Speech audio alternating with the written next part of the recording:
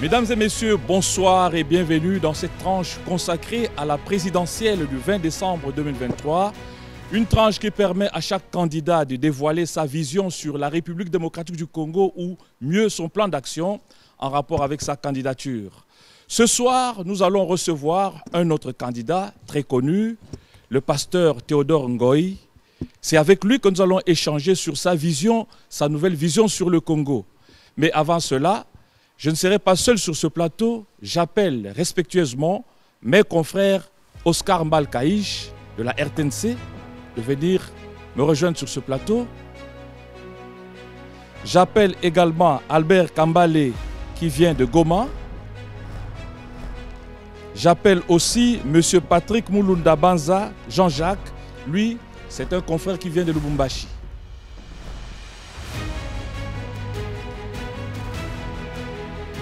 Voilà, les confrères sont là, donc c'est avec cette équipe que nous allons échanger.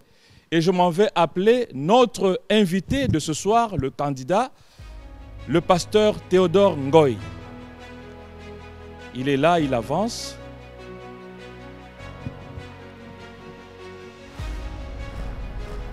Bonsoir, pasteur. Bonsoir. Prenez place.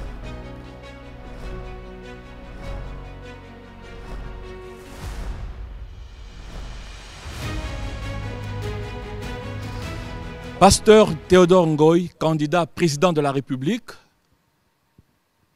Vous êtes sur ce plateau. Vous êtes sur cette chaise qui sera la vôtre après le 20 décembre 2023. Mais qu'est-ce qu'on peut retenir de vous? Qui êtes-vous exactement? Qui est le pasteur Théodore Ngoï? Je suis né le 5 juin 1958 à Lubumbashi. Mon père, qui nous a déjà quittés, qui m'a appris que la richesse, c'est des valeurs auxquelles on croit, droiture, honnêteté, intégrité, qu'il ne faut jamais monnayer. Il m'a dit,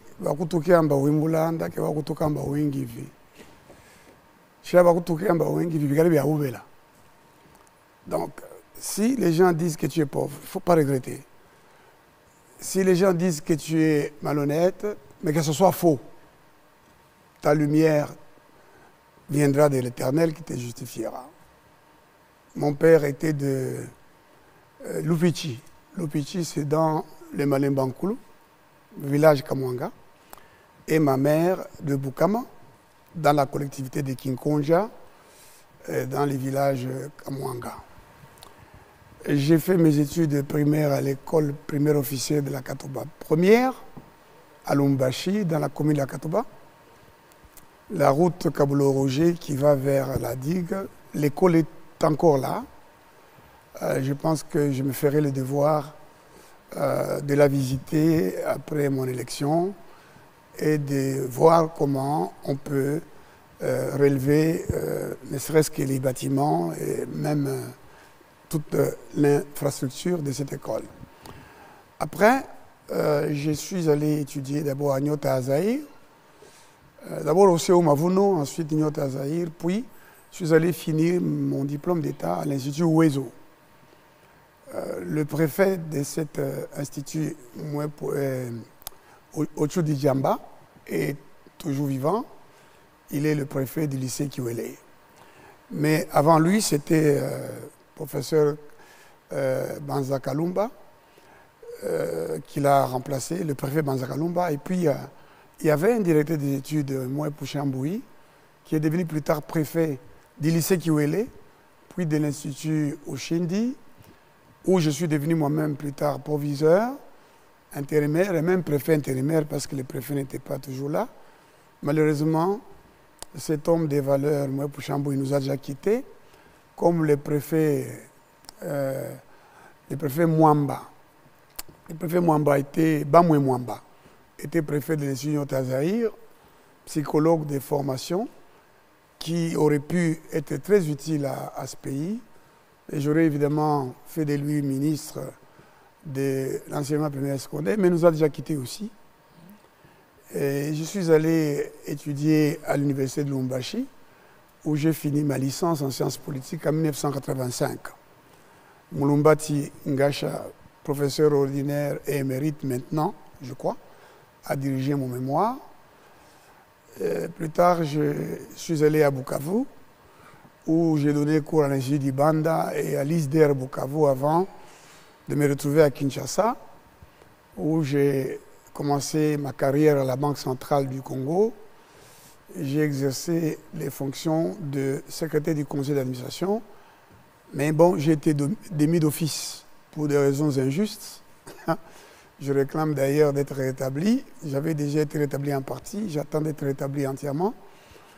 Et j'ai profité d'un moment où j'étais donc libre pour faire le droit à l'UPC.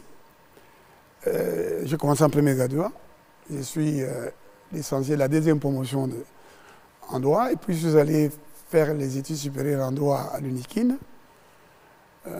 Quand l'on a incendié ma propriété, que je me suis retrouvé bloqué en exil en Grande-Bretagne, j'en ai profité pour faire une thèse de LLM à Oxford Brookes University. Donc j'ai un degree, comme on dit, de LLM by Research pour une thèse qui a été reçue.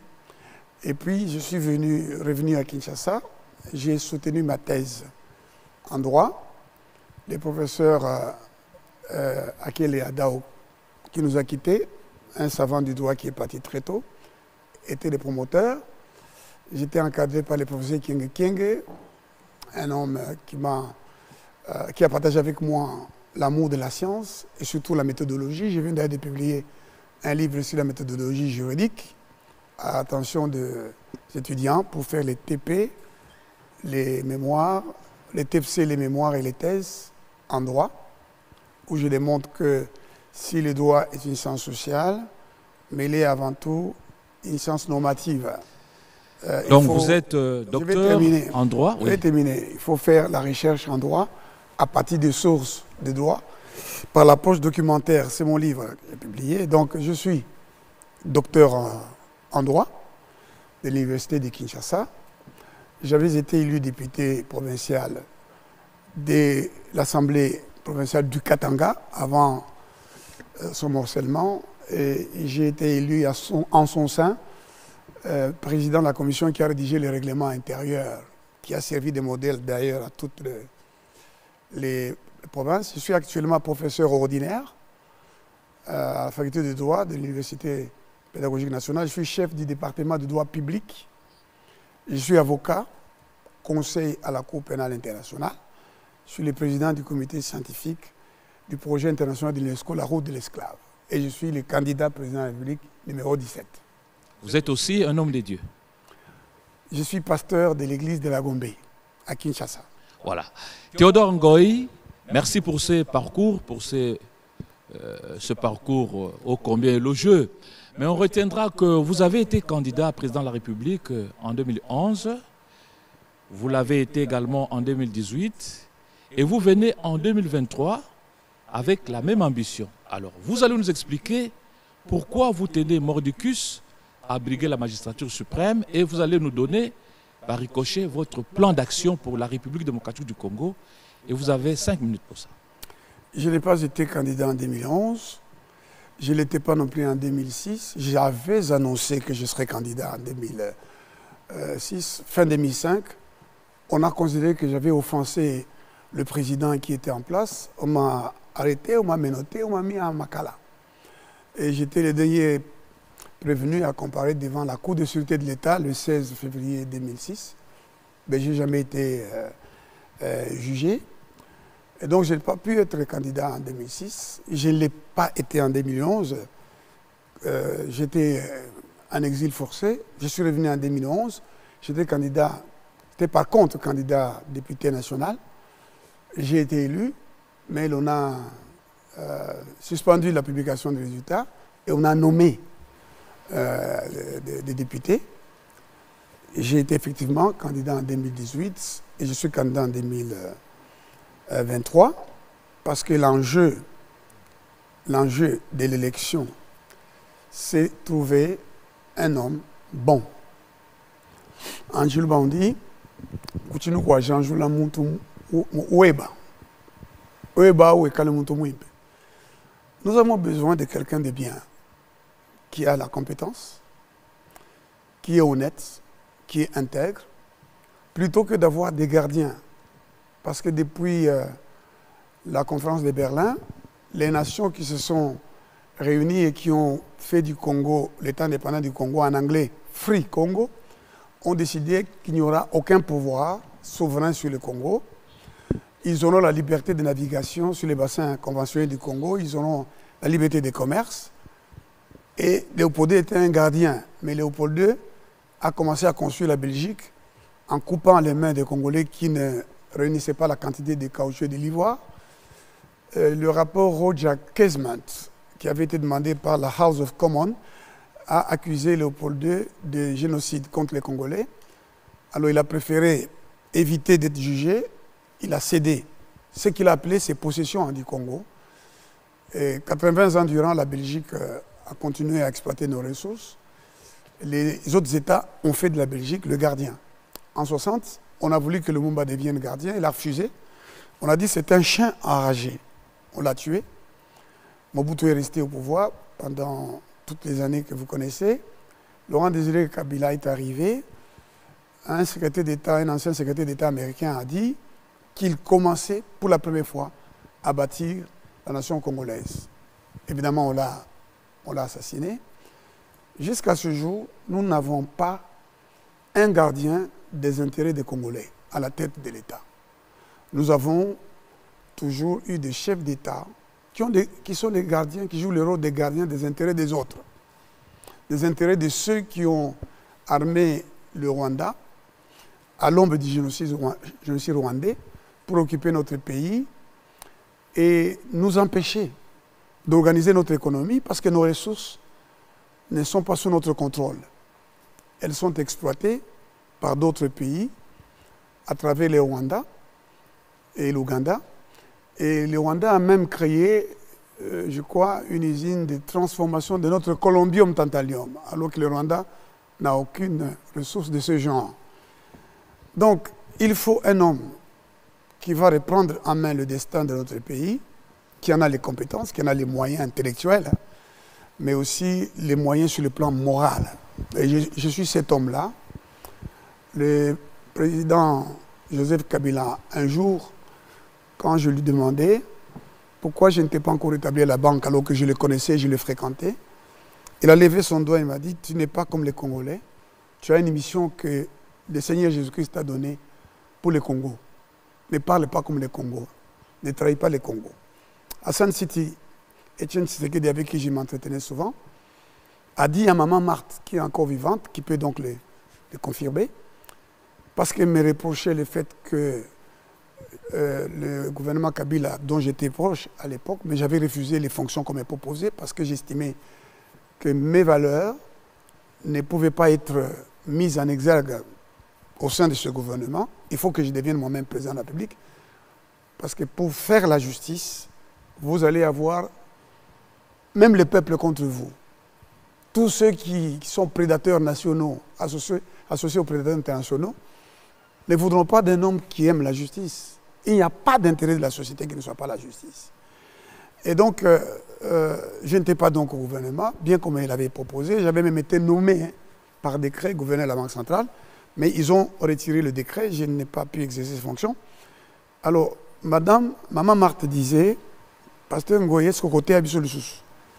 Et Etienne Tshisekedi lui a dit, tu ne parles pas à Théodore Ngoye comme tu parles là. Il n'est pas comme les Congolais. Et il m'a dit que, pasteur, c'est vous qui ferez de ces pays un état de droit.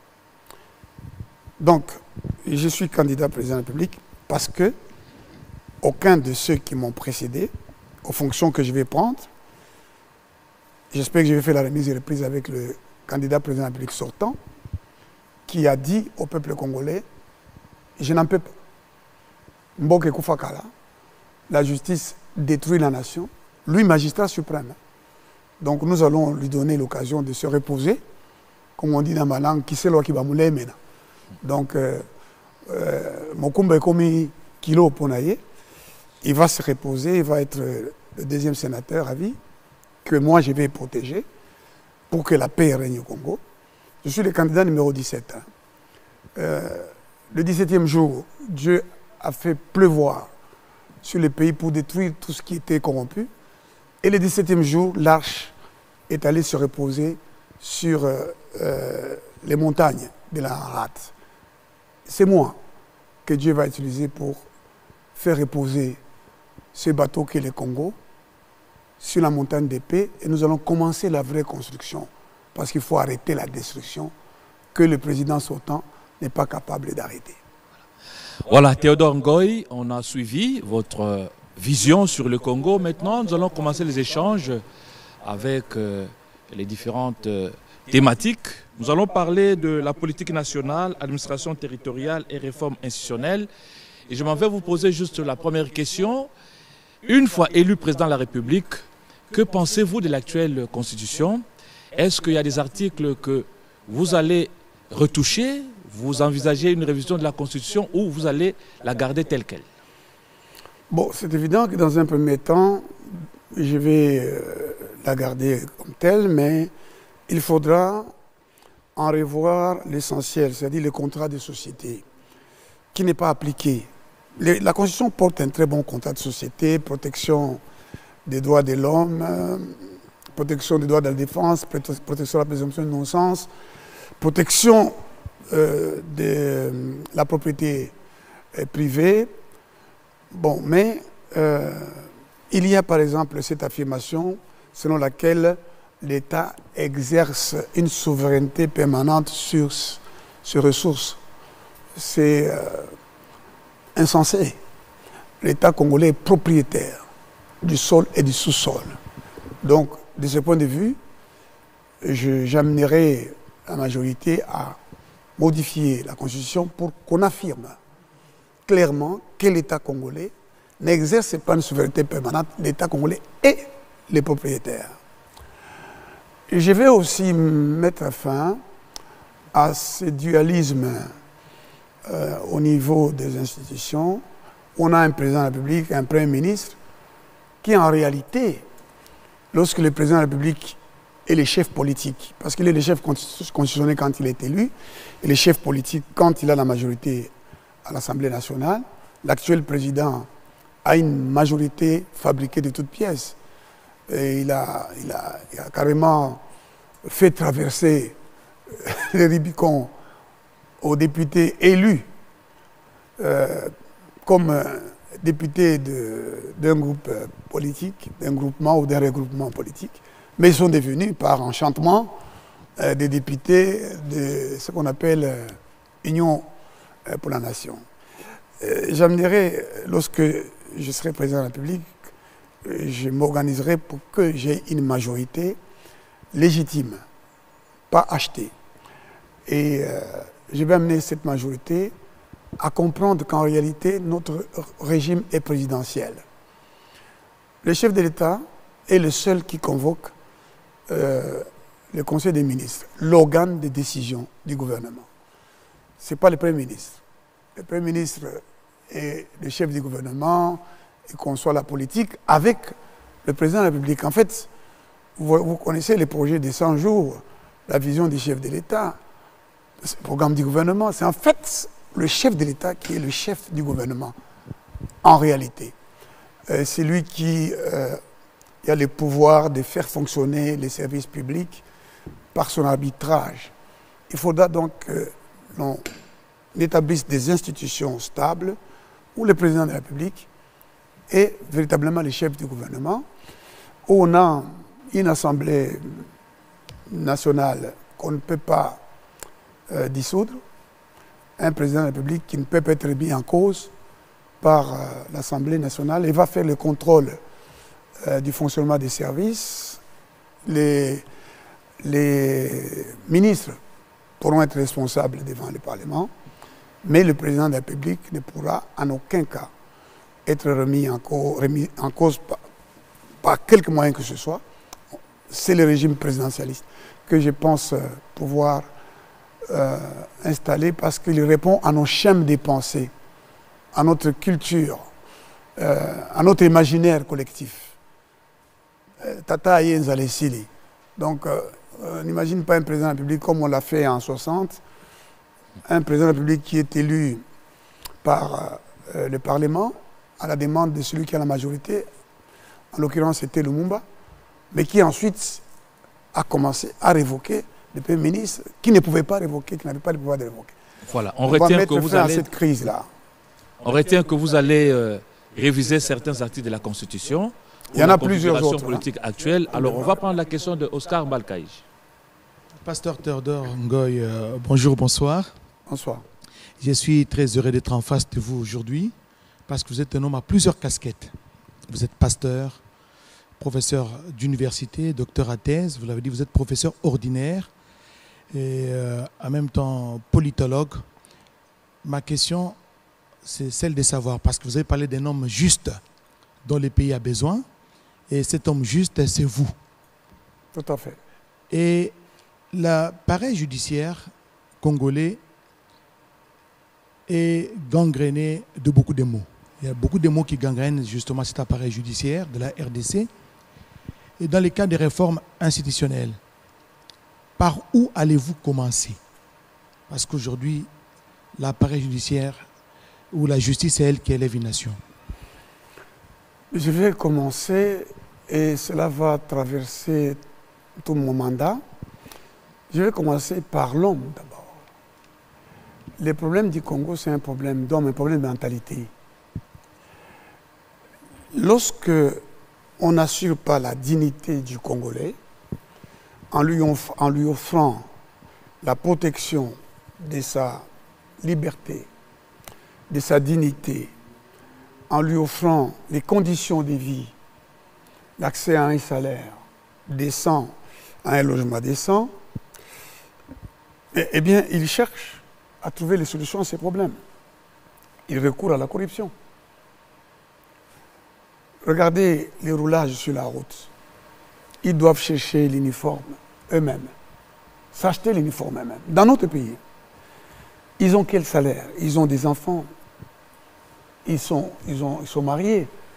Alors ils sont obligés de quémander. Donc c'est des pratiques que vous encouragez à vous entendre parler. Pardon? Vous encouragez ces pratiques-là à vous entendre parler. Vraiment? C'est ce que vous entendez que j'ai dit. Vous me surprenez? Je suis en train de dire, parce que l'on n'a pas assuré la protection de la dignité du Congolais, de sa liberté, de son patrimoine, de son intégrité physique, même de sa vie. Le Congolais n'est pas protégé. La démocratie, c'est la protection des citoyens dans leur liberté, leur dignité, leur vie, leur intégrité physique, leur patrimoine, et la protection de l'État à cause des citoyens. On protège le patrimoine de l'État qui aujourd'hui n'est pas protégé. Le patrimoine de l'État, les ressources minérales et autres richesses sont pillées. L'argent du contribuable est pillé sous le mandat du candidat président de la République sortant et qui va sortir. Nous avons découvert qu'on pouvait détourner 500 millions. Qu'un fonctionnaire pouvait détourner 500 millions. Et la question d'Oscar, c'est de savoir quelles sont les réformes que vous pouvez initier dans le secteur de la justice. Tout à fait. Et je voudrais vraiment insister sur la liberté dont je dois jouir ici, parce que, conformément aux dispositions des articles 110 bis et 111, c'est le seul moment où les candidats ont accès à ce média national qui, à longueur de journée, parle du candidat sortant. Comme en 2018, parle du candidat qui est au pouvoir. Et donc, il faut nous laisser nous exprimer. Oui, allez-y, vous avez nous votre interrompre, liberté. parce qu'il a posé une question, moi je suis en train d'y répondre, vous m'interrompez pour me faire croire que j'étais en train de dire que ces pratiques-là, j'ai les approuvées. Maintenant, vous dites, vous ne répondez pas à la question d'Oscar. C'est Oscar, hein? Oui, c'est Oscar. Je suis en train de lui répondre. Et je répondais en même temps à ce que vous avez introduit comme élément. Donc, j'ai dit que le patrimoine doit être protégé, l'argent des contribuables doit être protégé contre les prédateurs nationaux et les prédateurs internationaux. Et dans cette protection-là, il faut assurer le salaire décent aux magistrats, comme à tout fonctionnaire, comme à l'enseignant, au professeur d'université que je suis. Quand je serai président de la République, les professeurs n'auront pas à aller négocier avec les ministres de l'Instruction et les ministres de la fonction publique. Je vais prendre des décisions qui permettent aux professeurs d'université qui a les statuts, qui est une référence dans la société, aux professeurs de l'école primaire, à l'enseignant de l'école primaire, qui nous donne les rudiments, la base, il doit être respecté, notamment par un salaire qu'on lui donne qui lui permet de vivre dans la dignité. Et donc c'est le social je pense que, qui sera votre priorité. Absolument. Réformer la justice, c'est réformer d'abord l'homme. C'est assurer qu'il n'y aura personne parmi les magistrats qui sera impuni. Je vais réformer le Conseil supérieur de la magistrature, qui est devenu une corporation, n'est-ce pas? Parce que le président de la République nomme, promeut, met en retraite, révoque les magistrats sur proposition du Conseil supérieur de la magistrature, qui est présidé par le président de la Cour constitutionnelle. Et même les ministres de la Justice, protocolairement, est en dessous de lui. Mais je vais changer ça. Le président de la République et le magistrat suprême, il doit, comme en France par exemple, présider le Conseil supérieur de la magistrature. En France, c'est pas trop donner des pouvoirs, c'est pas beaucoup de pouvoirs pour le chef de l'État. On a fait une erreur en croyant qu'il faut donner beaucoup de liberté aux magistrats de décider entre eux. C'est une erreur qu'on a faite. D'abord, le magistrat du parquet n'est pas indépendant. Le magistrat du parquet, c'est les policiers. C'est l'envoyé du chef de l'État. C'est l'envoyé du roi. C'est pourquoi, jusqu'à aujourd'hui, par exemple, en Belgique, on l'appelle procureur du roi. D'où vient le magistrat du parquet? C'est le roi, en France, qui veut qu'on arrête tous ceux qui ne payent pas l'impôt et qui désigne des avocats qui vont devant les juges et qui parlent à partir du parquet. C'est pour ça qu'on les appelle magistrats du parquet, ceux qui parlent à partir du parquet. Le parquet, c'est ça, là où sont nos pieds. Et les juges étaient à l'estrade. C'est plus tard que le magistrat du parquet est passé à l'estrade et on l'appelle magistrat debout parce qu'il parle debout. Alors, ces magistrats-là étaient au service du roi, des envoyés du roi, pour rechercher les infractions, surtout les infractions en matière de non-paiement d'impôts. Et le roi a nommé un chancelier pour les gérer. Et ce chancelier a été chargé aussi de garder les sceaux du roi. C'est pour ça qu'on l'appelle garde des sceaux. Voilà. Et donc, les magistrats ne sont pas indépendants, ils sont sous l'autorité du ministre de la Justice. Et ils doivent l'être. Ils doivent être sous cette autorité-là. Le Conseil supérieur de la magistrature doit évidemment faire des propositions en matière de carrière. Ils doivent aussi jouer leur rôle en matière disciplinaire, encore que là-bas, moi j'ai été avocat d'un certain nombre de magistrats et j'ai gagné tous les procès d'ailleurs en leur faveur. La justice ne fonctionne pas de manière indépendante en réalité. Savez-vous que tous les chefs des juridictions apposent des visas aux décisions? On dit que le juge est indépendant. Il n'a d'autre autorité que la loi. Mais c'est le chef d'office qui décide de la décision qu'ils doivent prendre. Même à la Cour de cassation, quand ils ont fini de faire leur projet, de délibérer, ils font le projet, ils déposent au premier président qui doit viser. Il peut dire, pas dans ce sens-là, vous allez dans l'autre sens. Et pourtant, ils interdisent les visas eux-mêmes, leur code d'éthique, mais ils ne les respectent pas. Le premier président de la Cour de cassation doit viser toutes les décisions. Moi, je suis avocat, il y a des décisions à la Cour de cassation dans lesquelles on ne prononce pas, jusqu'à aujourd'hui, depuis plusieurs années, parce qu'on attendait les visas. Vous allez au Conseil d'État, c'est la même chose. L'ancien premier président, on doit viser les décisions. L'actuelle, madame, la première présidente, vise les décisions. Même en matière de référé, où les décisions doivent se prononcer dans les 48 heures. Les décisions sont prononcées après une semaine, après 2 semaines, parce qu'il faut les visas du chef d'office. Ainsi de suite. Donc, je vais faire une réforme qui permet aux magistrats d'être contrôlés. Vous savez qu'en Grande-Bretagne, Tous les procès sont filmés. Tous les procès. Nous trouverons les moyens pour faire filmer les procès. Hier, je disais sur une chaîne de télévision que j'avais discuté avec un greffier divisionnaire. Il était d'accord avec moi, Jikaï, qui est du tribunal en instance, il est d'accord avec moi pour dire si on prend des mesures pour s'assurer qu'aucun greffier, aucun magistrat ne sort avec une somme d'argent quand il entre et qu'on puisse faire fonctionner les mécanismes de lutte contre le blanchiment des capitaux. Par exemple, aujourd'hui, on peut demander au magistrat qui a un salaire qu'on peut calculer, on peut évaluer les dépenses qu'il peut faire par mois et combien il peut épargner, comment il arrive à acheter un véhicule de 100 000 $, le magistrat. Voilà, comment il arrive à construire une maison à 3 étages. Oui, c'est tout ça que moi, je vais arrêter. Et croyez-moi, je ne serai pas aimé dans un premier temps, parce que je vais mettre de l'ordre, mais après, on se réjouira, parce que l'ordre commencera à régner. Voilà, on a compris que vous allez réformer dans le secteur de la justice, et Albert Kambale va poser sa question. Je suis Albert Kambale, je suis journaliste et je viens fraîchement de Goma, au Nord Kivu.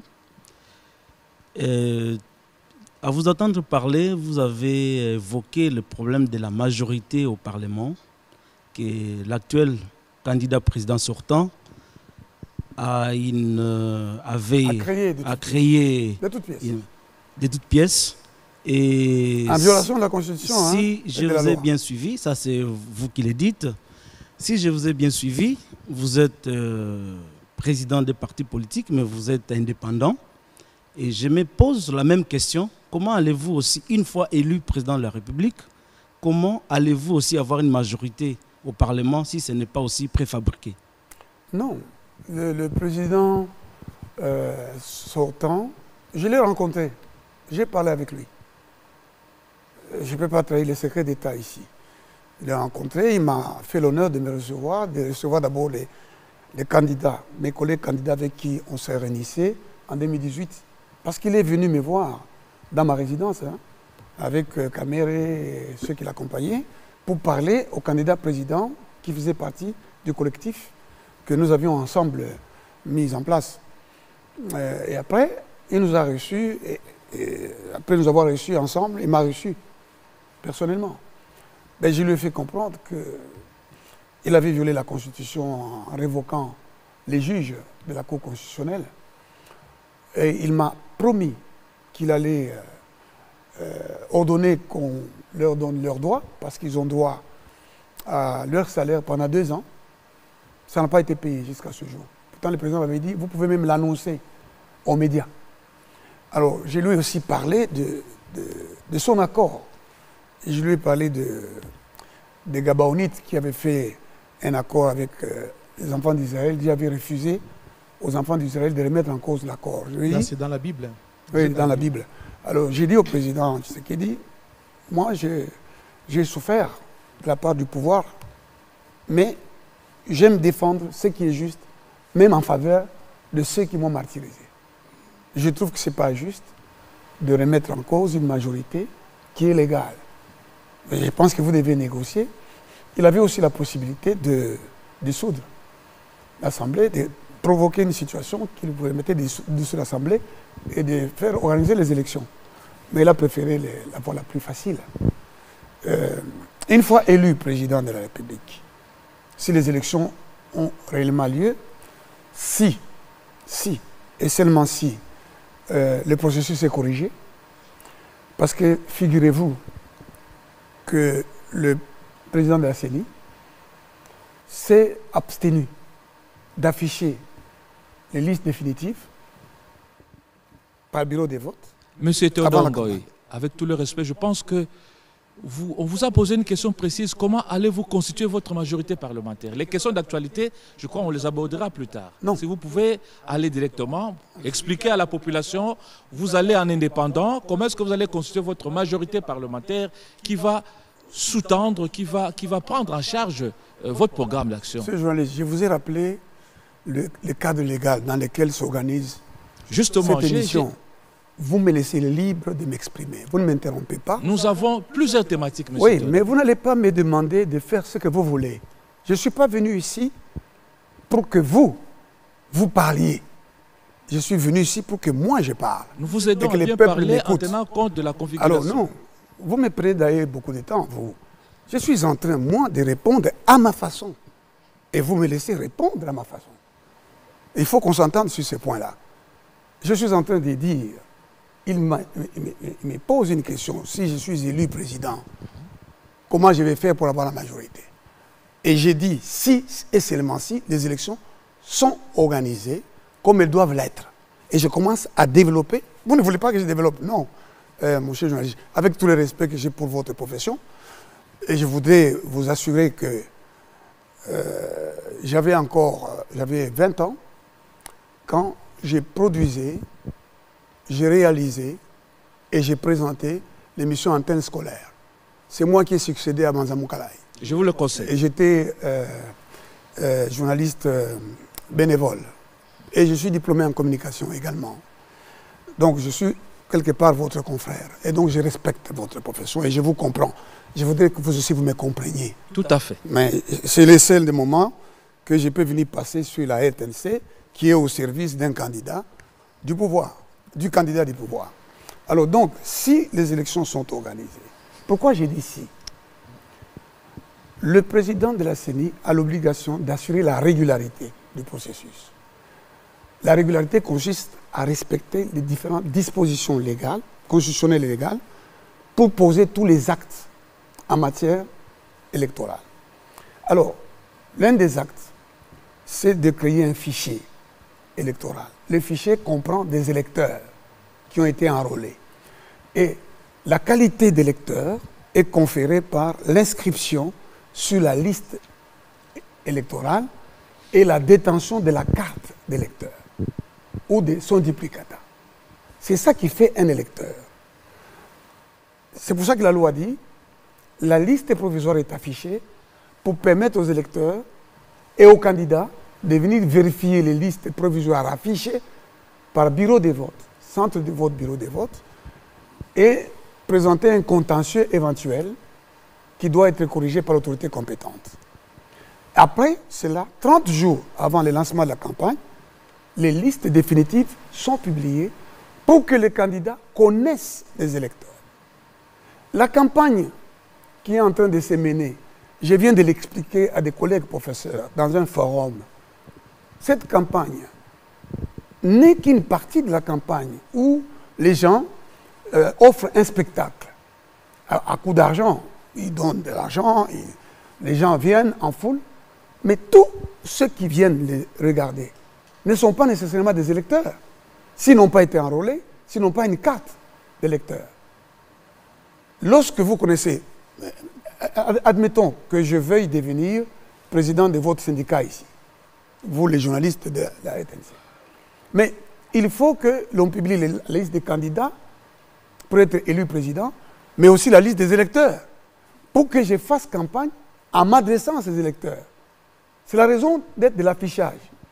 Lorsque dans un bureau de vote, il y a la liste affichée, 30 jours avant la campagne, c'est pour que moi, candidat, je dise, tiens, il y a M. Oscar, il y a M. Kambale dans ces bureaux de vote, je vais les chercher, je vais les contacter. C'est ça la campagne. Je parle à M. Kambale, voilà, vous êtes électeur dans tel bureau de vote, je voudrais que vous votiez pour moi, voici pourquoi vous devez voter pour moi.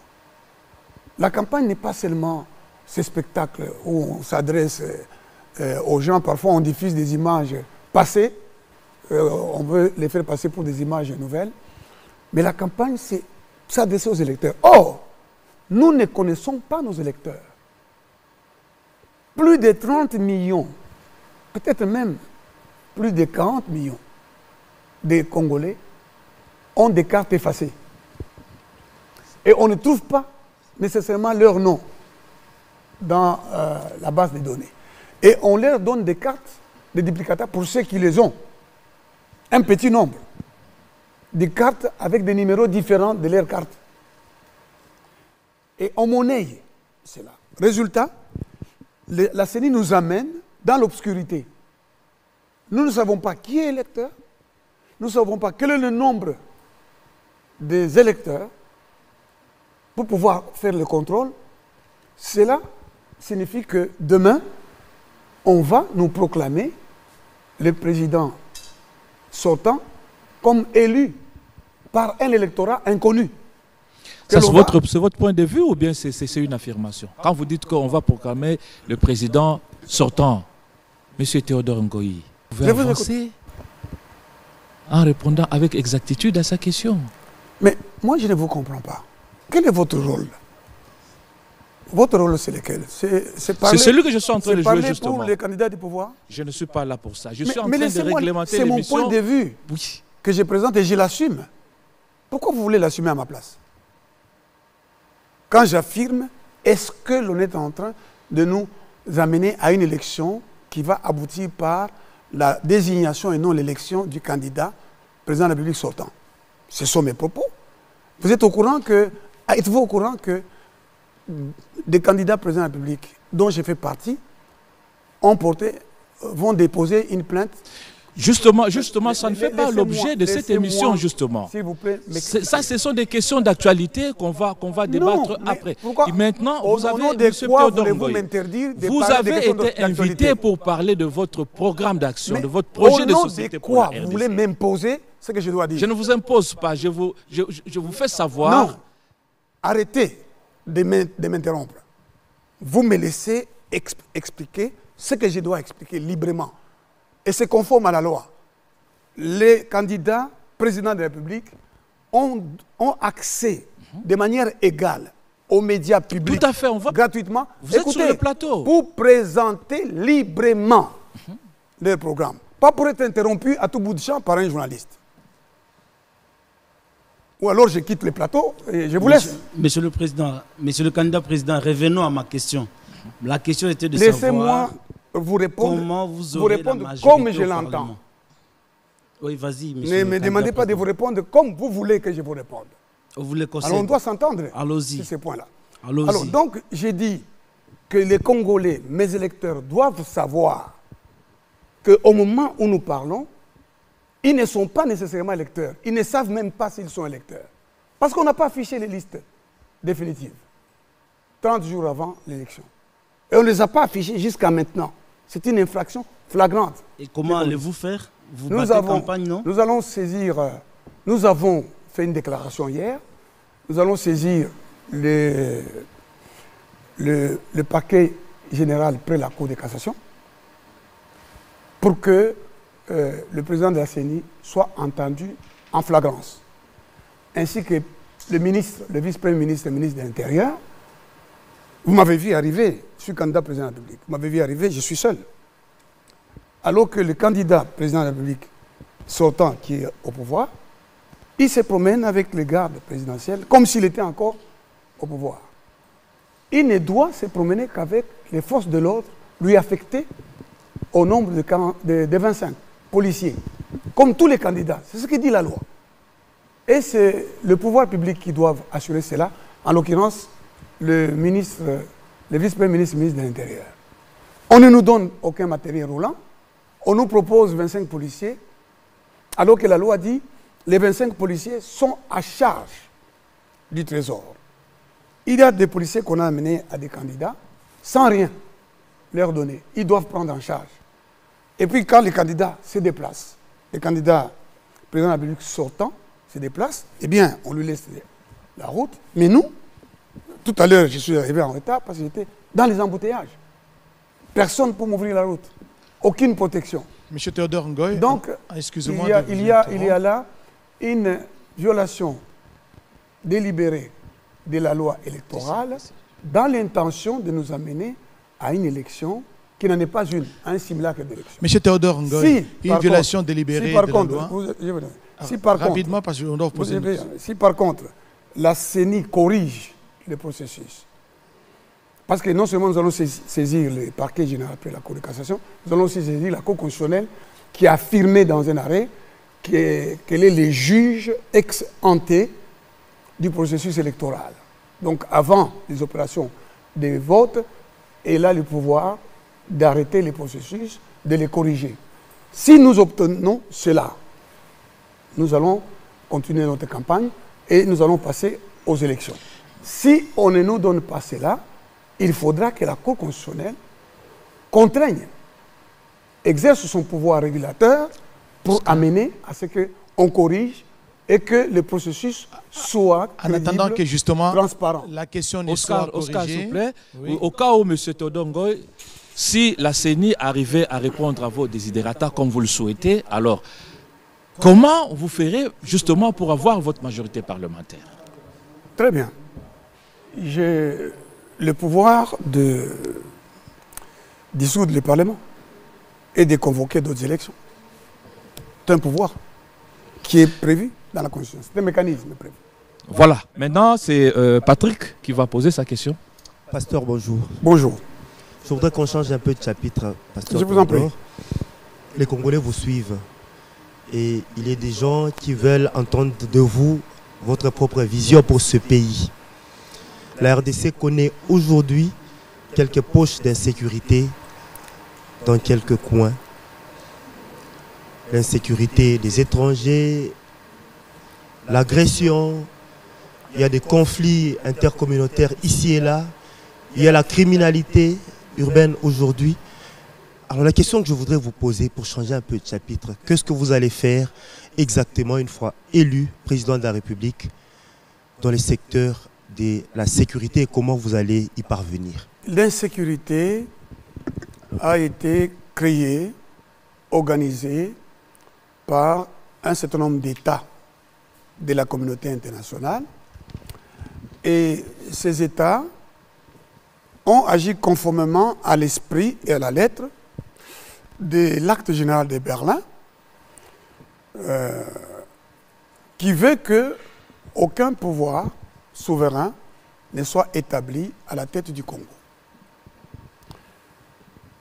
En 1994, à l'ombre du génocide rwandais, la France nous a amené, à travers l'ONU, l'opération turquoise. À travers cette opération, on a amené au Congo 1 million de personnes, si ce n'est pas des millions, accusées collectivement de génocide, sans nécessairement en amener la preuve, et leurs enfants, et même les enfants qui sont nés après, sont considérés comme des génocidaires, et sont venus ici armés, et le Rwanda a attaqué le Congo. Et l'accord de Lusaka, la résolution 1234, dit que le Rwanda a des raisons valables, même l'Ouganda, d'être venu au Congo, même la résolution 1306 du Conseil de sécurité des Nations Unies, pour justifier l'occupation de notre pays, l'insécurisation de notre pays, parce que nous faisons face à une économie de l'insécurité, à des entrepreneurs de l'insécurité. Donc ils ont besoin que le pays soit ingouvernable, un trou noir. Les chefs de l'État, même Kabila, n'exerçaient pas l'autorité de l'État sur l'ensemble du territoire congolais. L'actuel président de la République est allé même signer des accords avec ce qu'on appelle EAC, hein, en français on dit EAC, qui carrément mettent en péril notre destin commun. Il est allé, il a dit, voilà, Kagame, c'est son frère, etc. Maintenant, le discours a changé. C'est un discours belliqueux. Donc il s'est trompé. Il s'est trompé des problématiques. La problématique, c'est que nous avons des États qui ont installé l'insécurité. Et la MONUC, aujourd'hui MONUSCO, ne nous aide pas du tout. C'est la plus grande mission des Nations Unies, chargée de sécuriser les civils, mais la MONUSCO, ça donne, elle aussi, à l'exploitation de nos ressources. Vous le savez. Alors donc, pour mettre fin à cela, il faut plusieurs actions sur le plan diplomatique, sur le plan militaire, sur le plan de la réforme de l'armée, parce que, voyez-vous, justement, l'accord de Lusaka, avec le programme DDR, a consisté à détruire l'armée congolaise. Vous faites entrer des gens qui ont trahi leur pays, vous les faites entrer dans l'armée et vous les nommez. Et vous faites entrer des étrangers dans votre armée et vous voulez que cette armée soit efficace. Donc il y aura des réformes importantes à faire au sein de l'armée, il faudra moraliser l'armée, il faudra conscientiser l'armée, il faudra communiquer un nouvel esprit, en sachant que cette armée-là est l'émanation de la force publique qui a gagné des batailles pour la Seconde Guerre mondiale. Nous avons une armée très forte. Monsieur Kagame doit savoir que nous, Congolais, on n'est pas idiots comme il le pense. Et à court terme, vous avez un plan pour mettre fin justement à cette guerre nous imposée par le Rwanda via le M23. À court terme, avez-vous, quelle est la recette, quelle est la potion magique de Théodore Ngoy? D'abord, moi, je ne vais pas tomber dans la démagogie, notamment du président que je vais remplacer. Il a dit, je vais m'installer à Goma. Il ne s'est jamais installé à Goma. Il a dit, si je ne mets pas fin à l'insécurité, alors mon mandat est un échec. Mais il n'en tire pas les conséquences. J'espère qu'il va en tirer les conséquences et me laisser faire la remise et reprise avec lui. Moi, je ne vais pas faire des déclarations démagogiques. Ce sera très difficile. Ce ne sera pas facile. Parce que nous avons une armée qu'on a infantilisée, qu'on a infiltrée, et nous avons une armée qu'on ne nourrit pas, une armée à qui on ne donne pas les moyens, des moyens qu'on détourne. Il y a des généraux qui s'enrichissent à vue d'œil, qui s'achètent des maisons, on ne sait pas comment. Il faudra changer l'esprit à court terme. Il faudra prendre des mesures draconiennes. Lesquelles justement, par exemple? Non, je n'ai pas besoin nécessairement d'en faire la liste ici. J'ai dit, je prendrai des mesures. Voilà. Alors donc, je vais prendre des mesures qui vont me permettre de fortifier les troupes. Je vais instaurer les services militaires obligatoires. Tous ceux qui terminent la 6e année secondaire, avant de faire des études supérieures, vont entrer dans l'armée. Tous alors. Dès que moi je suis président de la République, ce que fait déjà le gouvernement actuel par le ministre de notre secteur, notre ministre, parce que je suis professeur d'université, le ministre de l'ESU, nous allons... Oui, il y a déjà des étudiants qui sont en formation, hein, qui ont été... Bon, qui sont en formation militaire. C'est déjà bien, mais nous allons le rendre plus permanent et plus étendu. C'est parmi des mesures qui vont être prises. Nous allons nous assurer que ceux qui ont la formation militaire soient ceux qui occupent des fonctions dans l'armée, des fonctions stratégiques, des fonctions d'opération, des fonctions de sécurité, etc.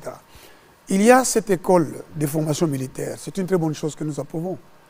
Il faut reconnaître, c'est le mérite de l'ancien président de la République d'avoir créé cette école. C'est aussi le mérite de l'actuel président de continuer dans ce sens. Nous allons nous organiser pour que cette école fonctionne encore mieux et que la formation soit étendue, parce que ceux qui vont entrer dans l'armée, les finalistes des humanités, vont être formés techniquement, intellectuellement, mais aussi militairement.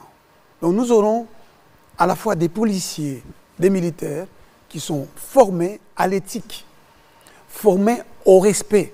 Et nous allons travailler aussi sur la population, parce que voyez-vous, je tiens à le dire ici, il y a une notion que j'enseigne depuis quelques jours de manière plus amplifiée, à partir du comportement qu'a eu le président de la République sortant au cadre de concertation.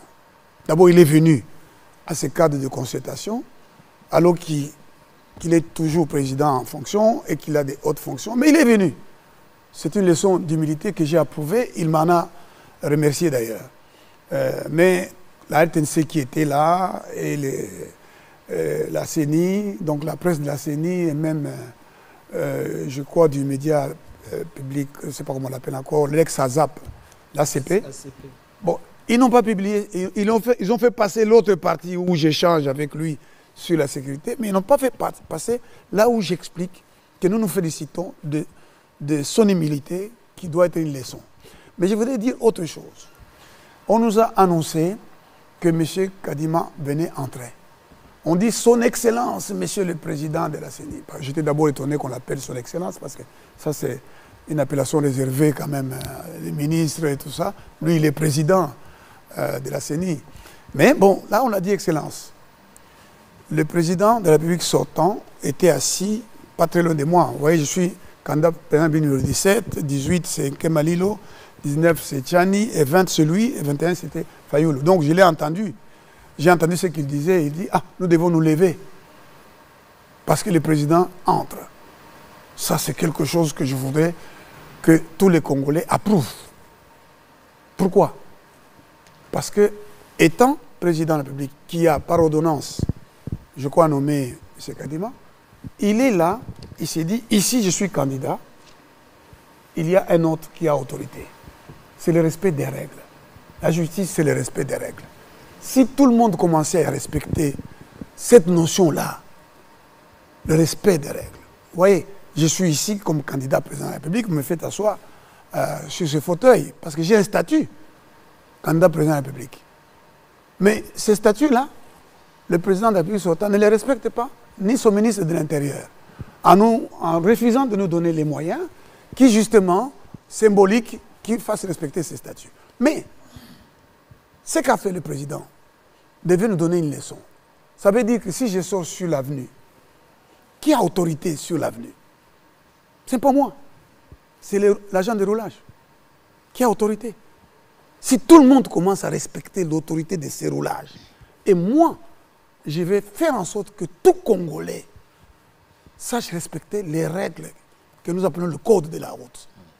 Parce que si on respectait ces règles-là, il y aurait moins d'embouteillages, déjà. Il y aurait moins d'accidents. Cette notion-là du respect des règles, on va l'inculquer à l'armée, on va l'inculquer à la police. La discipline, on va la renforcer. Ce sont des mesures, parmi les mesures que vous demandiez.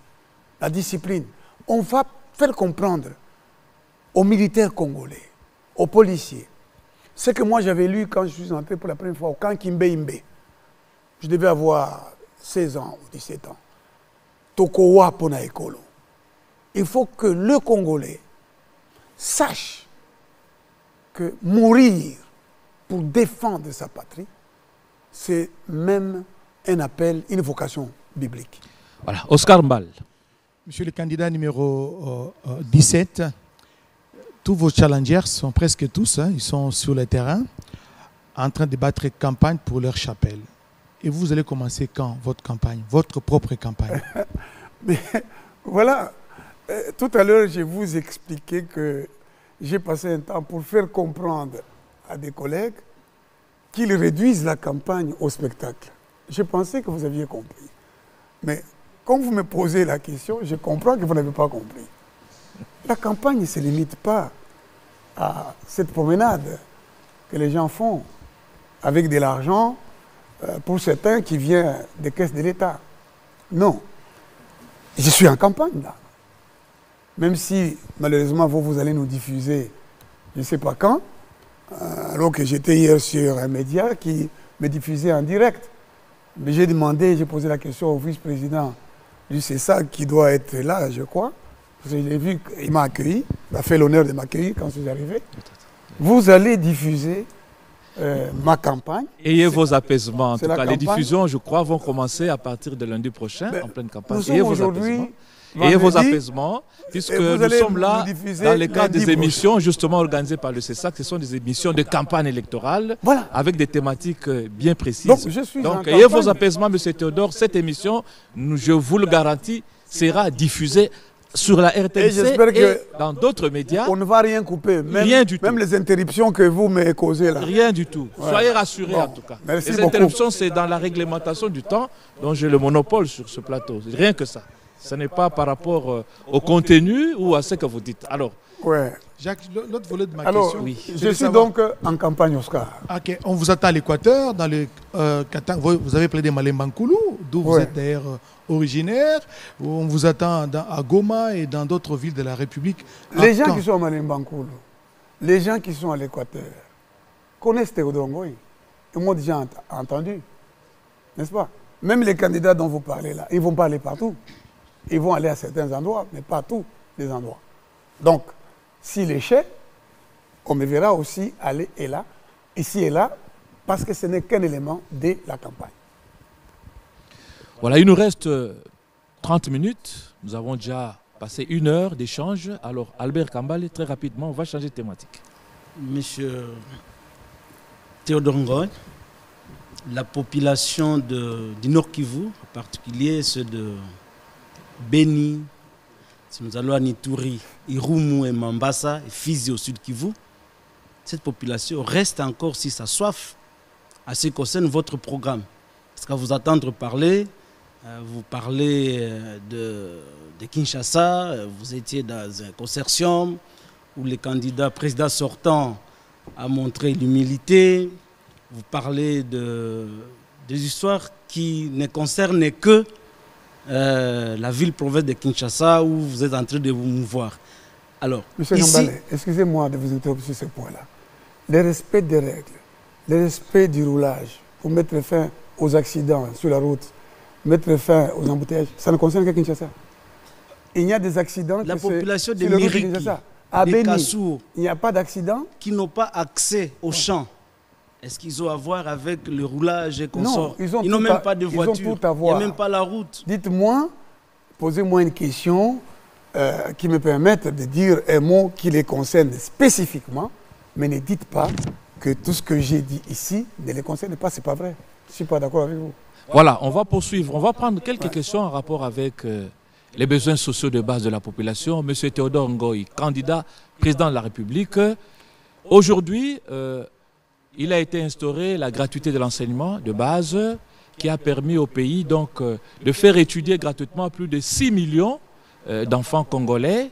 Alors, vous, quand vous serez président de la République, quelle sera votre vision par rapport à l'enseignement au niveau de base? Allez-vous continuer la gratuité ou ça sera une rupture avec vous? Mais d'abord, vous me parlez d'un slogan qui n'est pas mis en pratique. Qui vous a dit que l'enseignement est devenu gratuit? Moi, je suis professeur. L'enseignement de base. De base. Je dis bien, je suis professeur. Au départ, je suis pédagogue. J'étais préfet intérimaire, je vous l'ai dit, non? Moi, j'ai enseigné à l'école primaire. Les parents payent dans les écoles, continuent à payer. Mais j'ai un fils, moi, qui est à l'école maternelle. La maternelle n'est pas concernée, c'est au niveau de ce qu'on appelait première primaire jusqu'en 6e primaire. J'ai dit, ce n'est pas gratuit. Et premièrement, vous savez dans quel état sont les écoles? Pendant que le président de la République effectue 300 voyages, pour rien, et il dépense beaucoup d'argent, mais on ne peut pas. Il y a des écoles où on s'assoit par terre. Vous le savez. Vous ne pouvez pas venir parler ici de la gratuité de l'enseignement de 6 millions d'élèves. 6 millions d'élèves d'où? Mais allez dans nos villages ici, allez à l'Équateur ici. Vous trouvez des enfants. Allez dans les Kasaï. Et quelle sera justement votre recette? Mais il faut d'abord donner, créer les cadres de dignité dans lesquels les enfants doivent venir étudier. Il faut des bancs, il faut des tableaux, il faut des objets classiques. Nous avons connu la gratuité à l'école primaire. On nous donnait du lait pendant la récréation. Vous pouvez me citer une école où on donne du lait aux élèves dans votre gratuité aujourd'hui. On nous donnait du lait pendant la récréation. On nous donnait les cahiers, on nous donnait les livres. Et lorsque on proclamait les résultats, le premier recevait des cadeaux. C'était la gratuité. Nos parents ne payaient rien à l'enseignant. L'enseignant avait son salaire. Or, aujourd'hui, jusque-là, on n'a pas donné le salaire à l'enseignant. Il est obligé de monnayer son travail ou de le négliger. L'enseignant est payé aujourd'hui, M. Théodore Ngoy. On a même amélioré sa qualité, la qualité de son salaire. Vous êtes Congolais, non? Vous êtes Congolais, vous êtes journaliste vivant ici au Congo. Vous avez entendu le candidat président sortant, quand il est allé faire son dernier discours, il n'en fera point d'autre, hein, parce qu'il va partir. Son dernier discours sur l'état de la nation, il va dire que lui, il a amélioré les salaires. On payait, je ne sais pas moi, 100 000 combien francs Maintenant, on paye 200 000 francs. Ce n'est pas 200 000, c'est au-delà de 400 000, 500 000, Même 400 000, 500 000 francs. Ça correspond à combien? Et vous, vous donnerez combien à un enseignant, justement, bientôt, là, quand vous allez prendre votre pouvoir? Vous donnerez combien à un enseignant? Compte tenu de l'état de l'économie, au moment où je prends les pouvoirs, oui. Il y a des mesures que je vais prendre immédiatement, d'autres que je vais prendre au fur et à mesure, parce qu'il faudra que je récupère d'abord toutes les... Une idée d'ensemble, vous donnerez combien de chiffres? Non, je ne vais pas donner des chiffres. C'est faux. Ils viennent donner des chiffres, ils disent des choses. Et le candidat sortant nous a parlé d'un budget de, c'est pas moi, 100 milliards. Est-ce qu'il y a un budget de 100 milliards ici? Et les gens vont venir vous donner, tous ceux qui viennent vous donner des chiffres, ils donnent des chiffres faux. Ce n'est pas vrai. Moi, je ne vais pas donner des chiffres, je vais poser des actes. Ce que je vais dire, c'est, lorsque vous dites, vous, président de la République démocratique du Congo, même si vous êtes sortant, vous allez dire comme ça là, vous dites aux Congolais, on vous paye 200 000, maintenant moi je vous paye 400 000 francs. Qu'est-ce que c'est que 400 000 francs? Ce n'est même pas 200 $. Et vous-même là, vous n'arrivez pas à nous dire exactement qu'est-ce que vous ferez au-delà de ce que lui donne. C'est la question que je vous ai posée tout à l'heure. Vous avez horreur des chiffres, vous ne voulez pas avancer des chiffres. Je voulais dire, au moins je peux vous dire ça. Le minimum, dès que je suis devenu président, que je pense pouvoir donner, le minimum à un chauffeur, à un domestique, à une sentinelle, c'est 500 $. Et à un enseignant? Un enseignant, ce sera beaucoup plus que ça. Un professeur d'université? Oui, Patrick. Naturellement, ce sera davantage, plus que ça. Une question, Patrick? On paye 21 000 $ aux députés, qui a été formé par les professeurs d'université et l'enseignant de l'école primaire, mais on va donner, on se vante de donner 400 000 francs à l'enseignant, alors qu'on corrompt carrément les députés en lui donnant 21 000 $. Voilà. Maintenant, on va parler de l'économie. Vous savez, M. Théodore Ngoy, que l'économie congolaise est plus tournée sur un seul secteur, les mines. Vous êtes un ressortissant du Katanga, passez-moi le terme, vous connaissez la réalité. Alors, une fois au pouvoir, quel est le modèle économique que vous allez imprimer pour que le pays avance? Non. Je savais que vous allez vouloir m'amener dans ces débats théoriques des économistes et tout ça, que je vous dise voici mon modèle. Non. Je vais vous parler de ce que je vais faire pour créer une économie efficace. C'est ça le sens de la question. Oui, mais parce que vous me dites quel est votre modèle économique. Il n'y a pas de modèle économique ici. Il y a des actes que je vais poser. Vous avez dit que notre économie se focalise ou se nourrit de ressources minérales. D'abord, parlons de ces ressources minérales. Elles ne sont pas contrôlées par l'État congolais. Elles sont exploitées illicitement. Il y a un gouverneur, un ancien Premier ministre, aujourd'hui en coalition, qui ont mis à terre la société, la SNCC, qui transportait les minerais. Ils ont créé les sociétés à eux, à Kona Matata, à Barigani, à Tari, et des camions qui transportent des minerais sans que ceci soit comptabilisé. On ne sait pas quelle est la valeur de ces minéraux, on ne sait pas où ces minéraux vont. Et figurez-vous que les chauffeurs de ces remorques qui continuent encore à faire sortir nos minerais, ce sont des Kenyans, des Tanzaniens, ce sont des Sud-Africains. On a détruit une société de transport, on a détourné nos minerais et on a privé de salaire des parents. Et on veut être président de la République, c'est pour offrir toutes les ressources minérales. Parce que savez-vous, cher ami... Oui, vos actions. Il n'y a pas... Non, laissez-moi, il n'y a pas que le Katanga. Les ressources, l'Équateur, c'est plein de ressources. Le Congo central, c'est plein de ressources. Le Kivu, c'est plein de... Le pays, c'est un scandale. Vos actions maintenant pour relancer l'économie. Laissez-moi parler, s'il vous plaît. Alors donc, il faudra d'abord libérer, en ce qui concerne les mines, il faudra les libérer de cette occupation, de cette exploitation. C'est un travail qui se fera à moyen terme, à long terme, je ne sais pas. Mais il faudra le faire. Mais je vais d'abord créer les routes. pour refaire l'économie congolaise, il faut désenclaver le pays. Et ça, c'est un travail que je vais faire à court, à moyen et à long terme. Les routes vont permettre que nous n'allions plus acheter des mangues, des pommes, des oranges, du poisson dans des alimentations tenues par des Indiens, des Libanais au Congo. Nous avons les poissons qui se meurent. Dans les Tanganyika, on parle de 12 couches de poissons. Jusque-là, on n'en a pas exporté une seule. Les poissons meurent. Il faut évacuer, il faut organiser l'exploitation, l'industrialisation de la pêche. Il faut organiser l'évacuation de nos ressources qui périssent. Nous avons toutes sortes de nourriture. Je suis allé donner cours à Kamina. Mais j'étais logé dans le guest house de l'université de Kamina, comme professeur, visiteur. Mais j'ai mangé la viande naturelle. J'ai mangé les poissons naturels. Quand je suis revenu, on m'a dit, oh, tu poto. J'ai dit, non, tu es bon, poto est à la Kawa, na Congo.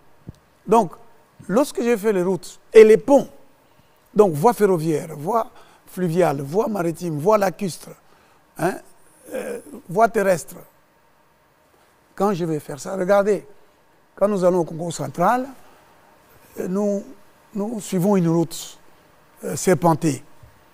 Alors que c'est ce que, si le candidat président de la République sortant avait fait ça, moi je ne serais pas candidat président de la République. S'il avait fait une route qui part par exemple de Kinsuka, ben on fait une route, on fait des ponts, comme en Chine là, qui va tout droit jusqu'à Mwanda. Cette même route, on l'a fait tout droit. Et on a l'argent pour ça, on a les moyens pour ça, qui vont dans les poches des gens. On fait cette route-là.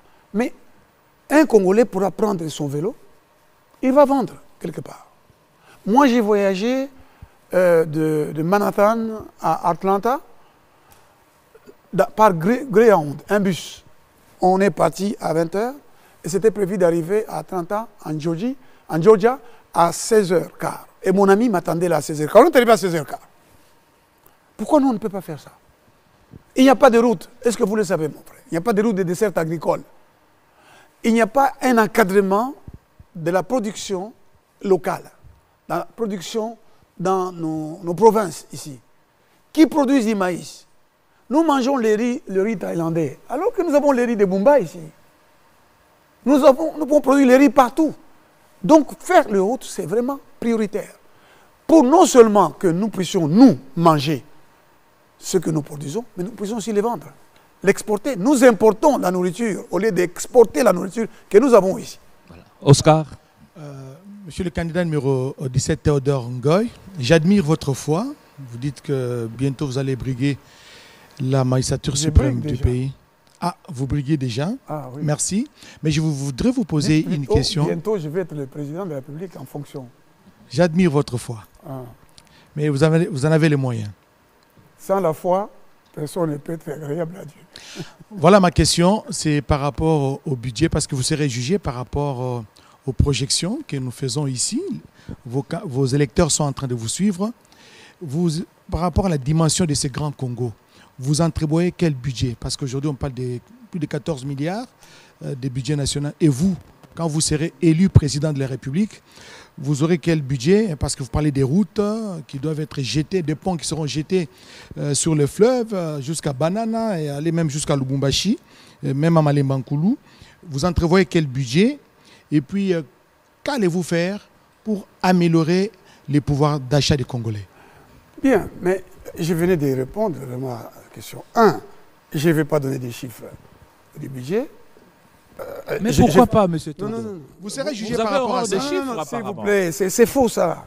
Vous voulez m'amener dans les schémas de tous ceux qui ont donné des chiffres ici? Faux. Hein? Attendez, moi je suis en train de vous dire comment je vais trouver l'argent. Quand je trouverai l'argent, vous saurez c'est quel chiffre que je vais avoir. Et si vous n'avez pas encore fait des études, des estimations précises? Non, ne me dites pas que je vais faire les études. Ce sont des fausses études. Mais ce sont des fausses études qu'on vient de vous présenter ici. Moi, je ne vais pas vous faire des projections en disant non, je vais faire 100 000 milliards. Le président sortant parle de 100 000 milliards, mais il a un budget de combien? De 3 milliards ou 4 milliards.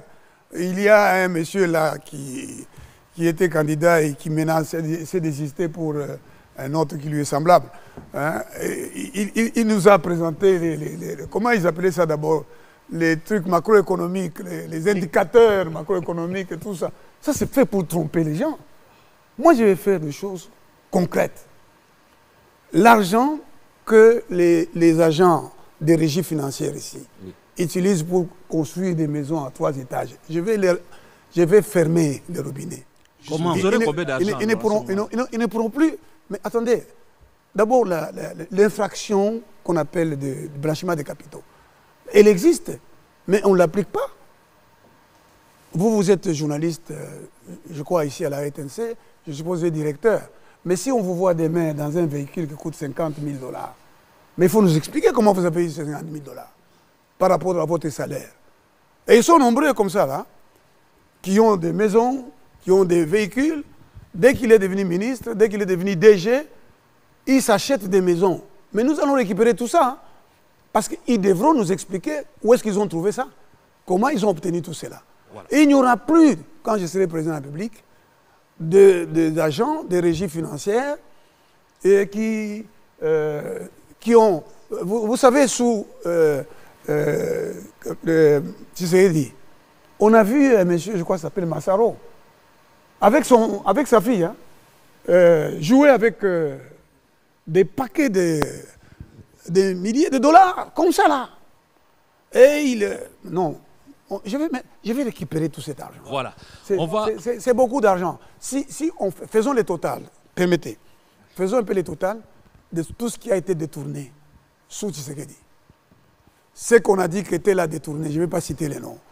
Si on essaie de mettre ça ensemble, c'est combien? Mais vous n'avez pas donné des chiffres? Combien? Non, je vous ai dit que tous ceux qui viendront vous donner des chiffres ici, ce sont des chiffres faux. Voilà. Ils sont basés sur aucune étude de terrain. Moi, ce que je vais faire, c'est poser les actes qui me permettent de récupérer l'argent du trésor qui va dans les poches des gens, fermer les robinets, empêcher l'exploitation illicite des ressources minérales et autres richesses de la RDC.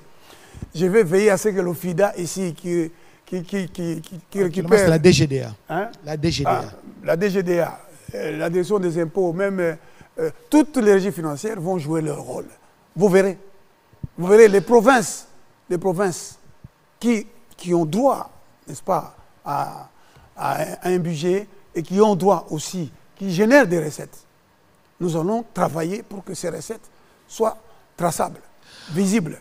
On va finir avec et donc, avec ça, je pourrais, après un temps, vous dire au départ, bien sûr, on va me proposer un budget qui est conforme aux réalités économiques que je vais trouver. Dont le montant reste encore top secret jusque-là, puisque Théodore n'y a pas pensé, il n'y a pas de prévision dans le mode de gouvernance de Théodore Ngoï, on ne peut pas projeter, on ne peut pas concevoir. Vous savez, il y a une chose vraie que disait l'actuel président, qui va sortir.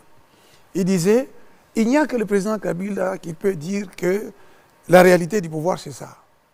Il avait raison de ce point de vue, dans une certaine mesure. Pas dans toute la mesure de ce qu'il disait. Oui. Mais quand je serai président de la République, j'aurai affaire à des réalités. En ce moment-là, je pourrais dire, voilà, pour cette année, je peux poser tels actes en faveur de l'amélioration de la situation sociale, de la santé des Congolais, de l'accès à l'eau, à l'électricité, avec tel budget, parce que l'État détermine d'abord ses dépenses et ensuite cherche les recettes. En ce moment, on peut les faire. Mais quand on va dans les livres, là, on dit, voilà, moi j'ai un plan de 100 000 milliards. Mais Voilà, on va finir avec le chapitre, en abordant le chapitre diplomatique. Votre vision sur la diplomatie, on prend Albert Kambale. Monsieur Théodore Ngoï, aujourd'hui, la RDC, un grand pays au centre de l'Afrique, est entouré par des pays des Grands Lacs. Et comment allez-vous renforcer la diplomatie qui fera rayonner la RDC au centre de l'Afrique? Bon, La diplomatie, c'est le cadre à travers lequel un pays exprime sa force, sa puissance. C'est cela. Vous êtes faible.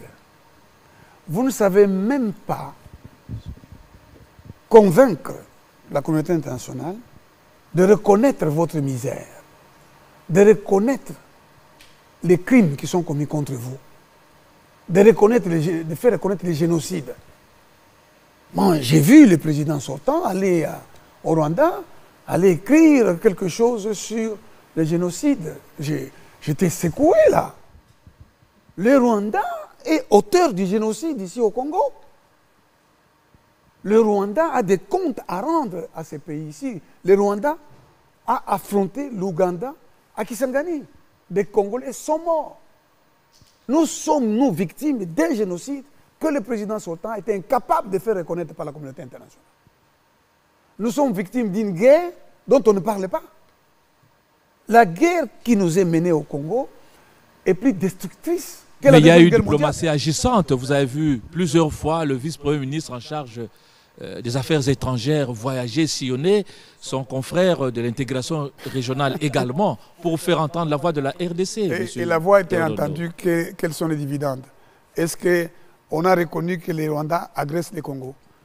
Macron est venu ici, il a manqué de respect à notre président et à nous tous ici, en osant dire à notre président, vous avez été incapable de mettre fin à la sécurité. Et le président aurait dû rappeler à ces messieurs, et si moi j'étais à sa place, j'aurais dit à ces messieurs, je vous rappelle que c'est vous qui avez amené l'insécurité ici. Bon, alors, Macron, il a reconnu la guerre que nous mène le Rwanda? Non. Il n'a pas parlé de ça. Il n'y a pas une communauté internationale qui reconnaît que le Congo est agressé par le Rwanda. Jusqu'au moment où nous parlons. Donc la diplomatie n'a pas été agissante. Il faut, dans la diplomatie, sur le plan diplomatique, que vous soyez d'abord fort intérieurement, fort militairement, fort économiquement, fort politiquement, fort sur le plan de l'éducation, sur le plan de l'élite, pour vous défendre sur le plan international. Vous voyez ce que fait M. Poutine, n'est-ce pas? Si on l'écoute, si on n'ose pas l'attaquer, ben on sait que c'est un pays nucléaire. Il a l'arme nucléaire. Il a une économie forte. Il a su contourner les mesures prises contre son économie. On a voulu détruire son économie, on n'a pas réussi. Mais nous allons faire quelle diplomatie quand nous ne savons même pas faire reconnaître nos morts, des morts injustes. Nous ne savons même pas faire reconnaître que nous sommes occupés, nous sommes agressés. Ce que je ferai, moi. Voilà. Monsieur Théodore Ngoy, nous sommes arrivés à la fin, presque à la fin de notre échange. C'est vite passé, je crois. Mais je m'en vais vous poser une question. Et croyez-vous avoir convaincu les Congolais avec le discours, avec les explications que vous avez données ce soir? Pourquoi vous me posez une question pareille? Alors c'est à vous que je devrais la poser, moi. Hein, n'est-ce pas? Ici, c'est vous. Est-ce que vous êtes convaincu? C'est nous qui posons des questions, M. Théodore. Êtes-vous convaincu? Il revient à nous de vous poser des questions. Non, mais je peux aussi vous la poser. Vous, êtes-vous convaincu de mon propos? Êtes-vous convaincu que je serai le président que j'annonce que je serai? Êtes-vous convaincu? Vous pouvez dire ça aux Congolais qui vous suivent. Voilà. Moi, je voudrais dire aux Congolais qui me suivent,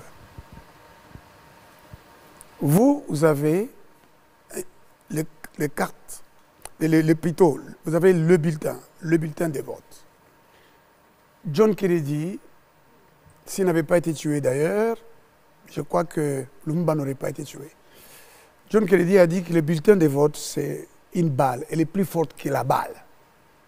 Donc avec votre bulletin de vote, si, et seulement si, M. Kadima corrige les processus sur décision de la Cour constitutionnelle ou de la Cour de cassation, et que vous êtes reconnu dans votre qualité d'électeur, on vous donne des vraies cartes lisibles et vos noms sont affichés comme de droit, vous entrerez dans l'urne.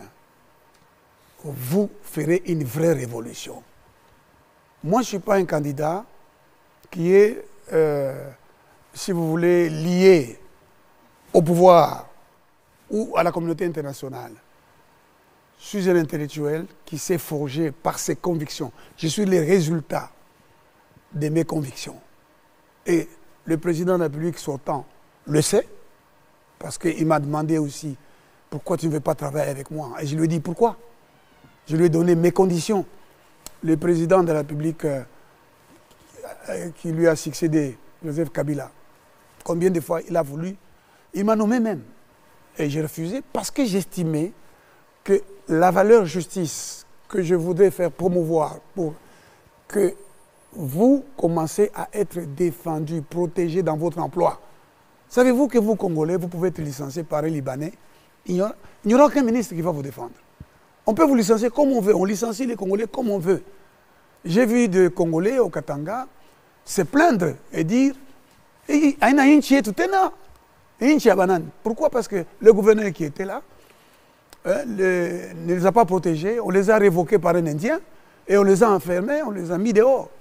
Quand Laurent Désiré Kabila est arrivé, on a révoqué des agents de l'ex-Petro-Congo qui étaient sortis.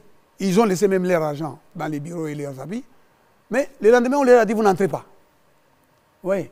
Parce qu'il n'y a pas encore un dirigeant dont le souci est d'assurer votre protection, la protection de votre dignité, la protection de votre emploi, la protection de votre accès à un logement décent, l'accès à l'électricité, l'accès à l'eau, l'accès à une économie fondée sur nos propres richesses, des routes qui nous permettent de faire circuler nos propres richesses, une économie fondée sur l'exploitation par nous dans l'indépendance de nos richesses, de nos ressources minérales qui sont variées, de notre énergie hydroélectrique, de notre carbone, de toutes nos ressources sur le plan environnemental.